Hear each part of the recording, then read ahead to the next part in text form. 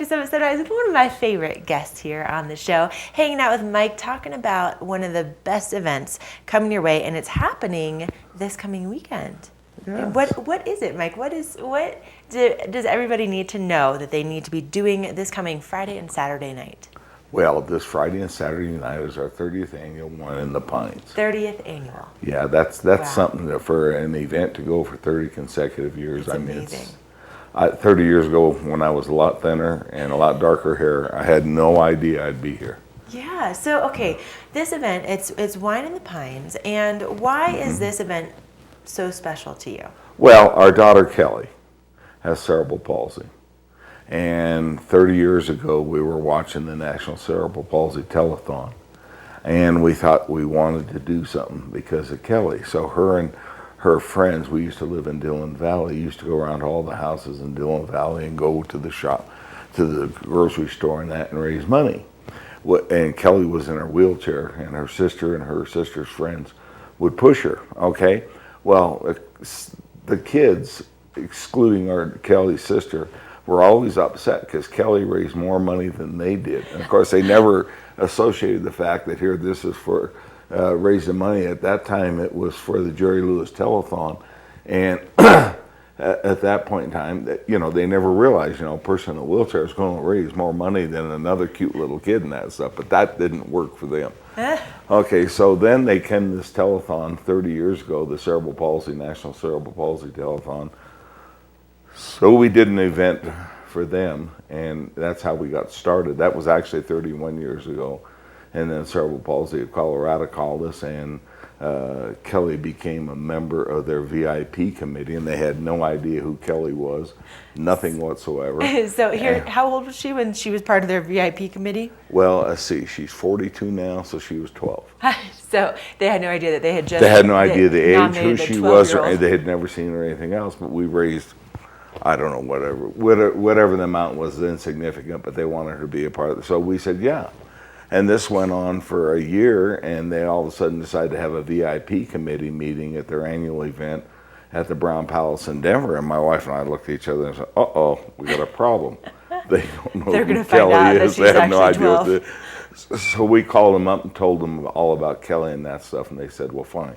You and your wife are now members of the VIP committee, and you can come down there. So we went down there, and we made a commitment to raise some money, okay, for the CP of Colorado. And we had our first event. It was actually an Oktoberfest over at the Best Western in Frisco, and we had a volleyball thing, and it was snowing and raining, and it ended up being a mud volleyball thing.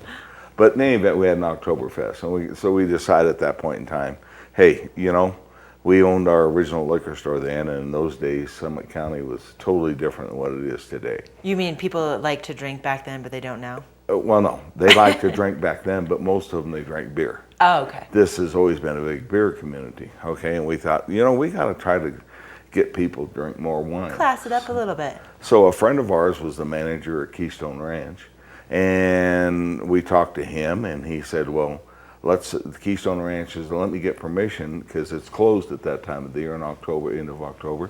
Let's see if we can get permission. So we had an event out of there, and Chef Besh, who was the chef then, before he come to Keystone, he was the Shaw of Iran's personal chef.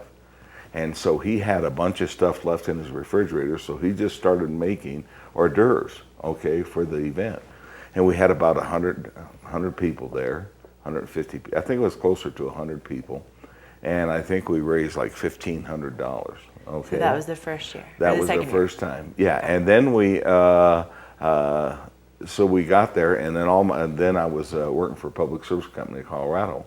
And we raised some money, and the next year we came out there again, and we had all my friends at public service company, and most of my friends, they said, Mike, you got to get a wine we can afford. We can't afford those high prices and that stuff. So I said, fine. So I grabbed a bottle of Boone's Farm Tickle Pink. Okay. Did you put it in a brown paper bag? No, I put it up for auction. One of the guys there, who's a good friend of ours now, stood up and said, hey, you have no idea how much Boone's, he was a person for one of the companies, in the stock. He was a stockbroker, and he says, "You have no idea how much Boone's Farm I drank in college." He says, "I'll give you $100 for that." Needless to say, it sold for $100. Okay. The next year he came and he says, "I want to donate this thing back to you." Oh my He gosh. says, "It's been in my trunk," and you can see it rolled around in his trunk and everything. Oh, And man. he said, "I want to donate it back to you." So he donated it back, and we start auctioning it off every year. One year it actually raised $8,000. $8,000 A for a bottle of bottle of Boone's Boone's Farm. Farm. A bottle of Boone's Farm.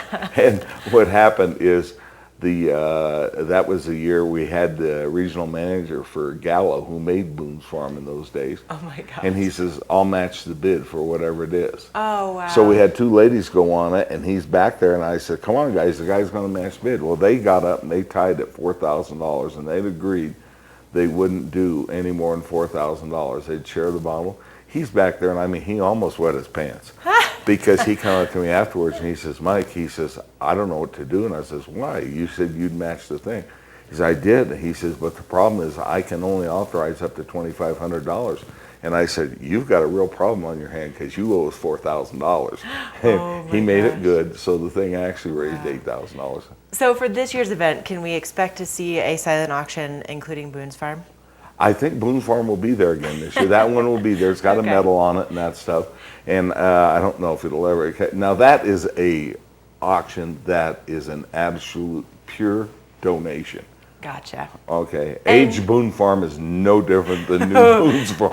Yeah, I don't know. That's true. Now, where do people get tickets? When is it taking place? Okay, it's taking place Friday night, which is sold out at the Keystone Ranch for a winemaker's dinner. We got Allegrini wines from Italy there, okay? And then Saturday nights at the Keystone Convention Center, and all the fine restaurants in Keystone are there, and they have some of the finest cuisine you've ever had. And if you like chocolate, you have to go. Oh, it's because so- Chef Ned yep. he's an absolute genius in chocolates. You've seen it, you know. Oh, I know. Yes, I could survive on that chocolate for years and years. There and are years. people It's that just amazing. come in and get at the chocolate table and never leave.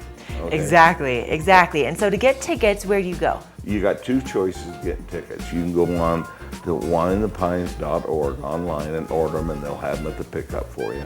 Or if you want to, they're $125 in advance and $150 at the door. But you can save going to the door if you forget to get online or whatever it is. You can come to my liquor store, Dillon Ridge Liquors, Dillon Ridge Shopping Center next to City Market over there. And we have the tickets, and we sell them all the way up to the event at $125. All right. Well, it's worth every bit Yeah. of that $125. Amazing meal. The wines that you get to taste are incredible, and the entertainment is second to none. But we are pretty much out of time, Mike. Well, I just want to say all the proceeds this year go to the Kelly Smith Employment Center, okay, at the CP Center down there. And the reason why Kelly has proven that people can work, so they have this center down there where they train people, they help them apply for jobs, help find jobs, and all this money goes in this for people with special needs. It's amazing. Absolutely amazing. Well, you guys, it's the event that you cannot miss. It's happening again this coming Friday and Saturday night. You can get those tickets over at Dillon Ridge Liquors or online, wineinthepines.org. And Mike, thank you so much for coming on and Thank you so sharing much. all It's about a it. pleasure. Love it. And love those it, of love you it. people missed her in Dancing with the Stars. You missed a real treat. I tell you what, it's never gonna happen again. It was a one night thing. But we have to say goodbye for today. But we'll be back with another fresh edition for you on Friday morning. Have a great week out there, and we'll see you back here on Friday.